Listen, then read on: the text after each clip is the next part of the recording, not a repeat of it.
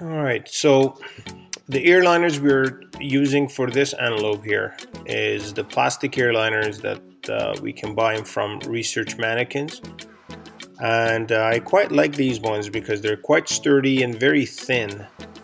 So, but anyway, when they pull them out of the mold, um, like I think it's an injection press mold or whatever, however they're making them, the edges tend to flare upward or inward a little bit, so it doesn't have a proper smooth edge. I like to file them down, and inside the plastic earliners and all around, basically all over it, I like to rough it really good up and scratch it up fairly nice with the small stout rougher that I have.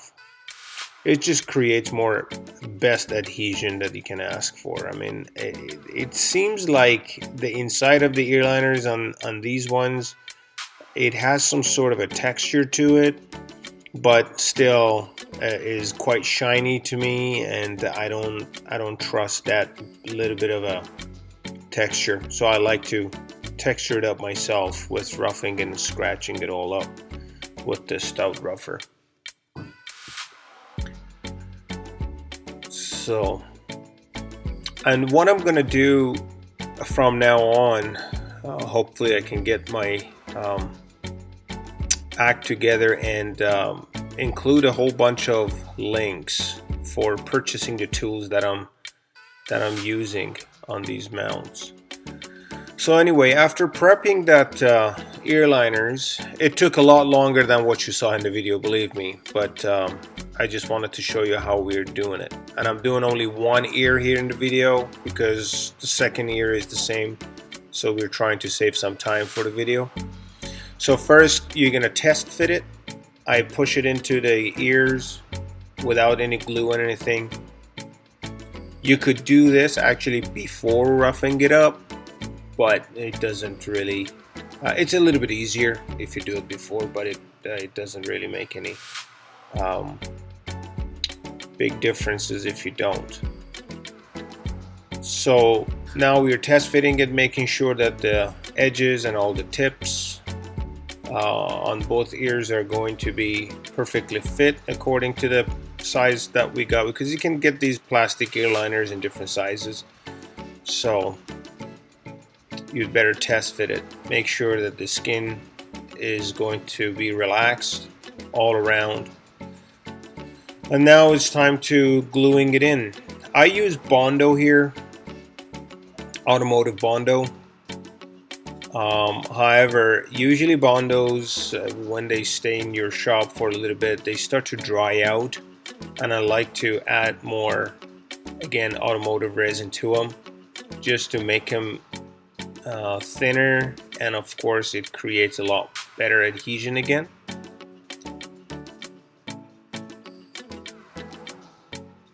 Try to mix it fairly well to the consistency. As you can see, it's kind of like honey when you're pouring it down, so that's a good consistency to go with. And I like to put a little bit more than what you think for hardener. I like quicker setting than slower, because if you want to slow it down, it's going to slow down your work. And sometimes if you really want to slow it down, it means that you don't have enough hardener and it might not set up. Then you got a mess going on there. So what I like to do actually, once I got my Bondo mix quite ready, I like to take a scoop of the Bondo and put a nice scoop inside the ear pockets. Just the glue inside the ear pockets, nothing else. And I manage it from outside. And then I really like to massage that, bunch of glue that we put in there. Make sure that the glue is spreading all over the skin inside. As you can see, I can massage it and squeeze the glue all around. And then when I want to apply the Bondo or any kind of glue that you want to use to the ear liner, I make sure that the inside of the ear liner is quite saturated with glue, as you can see all around, because inside is a curved area of the ear. It needs to be glued quite well comparing to the back side. The back side of the ear, I usually glue it fairly well, but I only go halfway.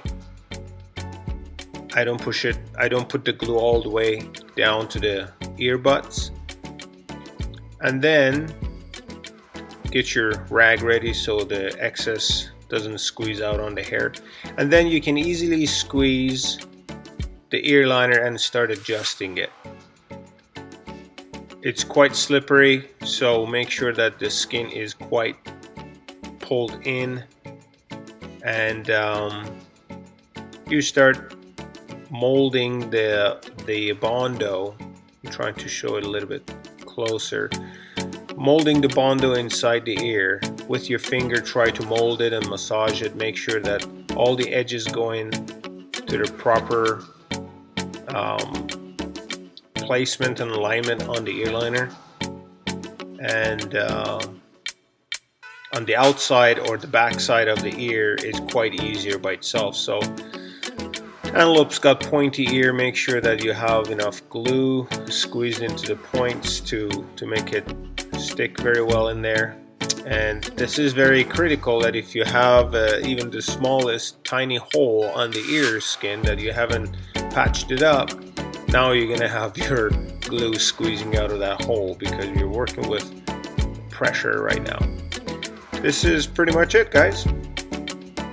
Thank you very much for watching. Well, of course, yeah, I mean, here I'm showing you a little bit of a brush work would help you to set the hair straight too while it's drying. Okay, we'll see you next week for another video.